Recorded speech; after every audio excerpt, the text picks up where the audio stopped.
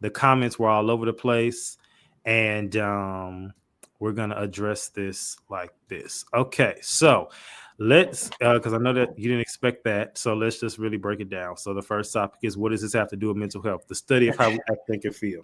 Now, one thing I will say is, it's a phrase that I heard that was, well, I use this phrase frequently. Never let nobody tell your business. So I Facts. like that no one outed him. He told his own business. He said, hey, this is what I used to do. This is what I did. And we all loved, and they was like, how do you feel about it? He said, it's liberating to tell his truth, right? And again, nobody had to tell it for him. What we go back to in this situation, because like I said, although people clowning him, I'm actually gonna flip the narrative and say I'm proud of him for, again, telling his business and, not dying with secrets. Not saying he about to die, but not dying with secrets. But this goes back to the OnlyFans thing, and this goes back to what I've been saying for the longest. It's a meme that's going around, and it said if a dude, but I'm not gonna just leave it at men. I'm gonna leave it at genderless, men or women. If somebody, and I'm paraphrasing, but it's like if somebody is too horny after a certain age, they didn't dabble with the same, before. I believe that wholeheartedly. Say that one more time. Basically, if someone is like, say for instance, like when you first lose your virginity, you're a young man. We don't keep it with men right now, right? Yeah. And you hitting everything moving, okay, right? But when you get to a certain age and you still on that, oh, I have to wonder if this not enough. Yeah. That's how it always is. That's human nature. Exactly. So I'm not even gonna just leave it at men, it's women too. I mean, but society says it's okay for women, but it's just like, it's crazy because I was like, when he came out with that and he was so horned out, it makes sense. Granted, and he said he was doing he said he actually was on crack, not cocaine, crack. And he, when he started wanting to dibble and dabble, and then he tried it, and but I just goes to the point that even like with the OnlyFans thing, like if you're a dude and you have OnlyFans, I can't help but to think that if somebody give you the right bag, you gonna do that. And if that's what you want to do, cool. But if you're doing it for money and you'll do anything for money, that's a soul issue. Before I keep rambling, what's your take on this? Which part exactly? Whatever you want to comment on, I don't even care. I didn't know about this one. This is hot off the press. Oh, this is fresh. Yes. Oh, I mean, okay, yeah. I never really paid attention to Charlie Sheen. I knew he moved around like that, but I didn't know he moved around like that. But well, yeah, go ahead.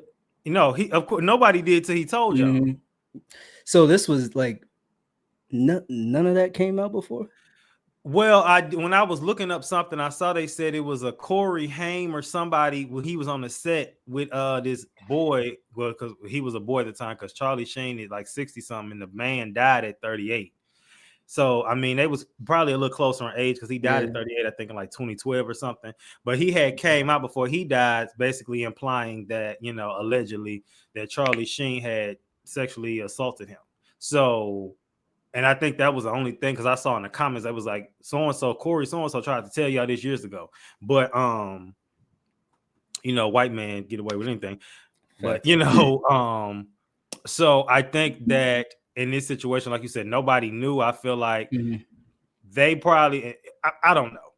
It's like, how did y'all get away with this? I don't know. But maybe he had the money. Maybe he was paying people to be quiet. I don't know. That's one thing I do believe. Like these cats with all these bags and money and everything. Like when they start getting into stuff like this, you can get out of anything with money. You really can. And it's sad because I ain't even gonna get into that. But go ahead. But no, I was just thinking like, it's just crazy because, like you said, it was. Like I said, well, let's just move to the next segment. WWID, what would I do in this situation? So, well, I wasn't on crack. So, let's get that out the Charlie way. Sheen, and I don't have no documentary coming out. But, we have to take the narrative and forget what the actual person did. Just put ourselves in the shoes of, it's always better to tell your business before somebody else tell it for you. Yep, facts. And that's what I will say. And that hopefully is the message. If nothing else, tell your business. Don't let anybody tell on you. And, you know, this man then had all this money, all these cars, rich and all this. And he was like, it feels liberating to say this. So, you know, good for him to tell his own business. And what would I do in this situation? I would tell it before somebody, you know, do the pull of Usher, make a song about it. I don't know. Usher did the Confessions. Nobody publicly told about him and that woman that he got pregnant. He told everybody. So, you know, and that's a classic album to this day. Facts. Turn it into art. Put your confession and you turn it into some content. There you go. I agree, man. Like you said, if you let somebody else beat you to telling your own story, they can twist it, manipulate it, and make it sound however they want because they are the news at that point. You know what I'm saying? So that's some heavy stuff, though. I see why it took him so long because it's not just one thing. At that, it's multiple insane things. So to I understand that it took him that long, and I agree with you about the well, not agree with you, but you mentioned the mental health aspect of it. Yeah, I know for a fact, like he was holding that in for X amount of years, decades, whatever. That was probably eating away at him. As it should.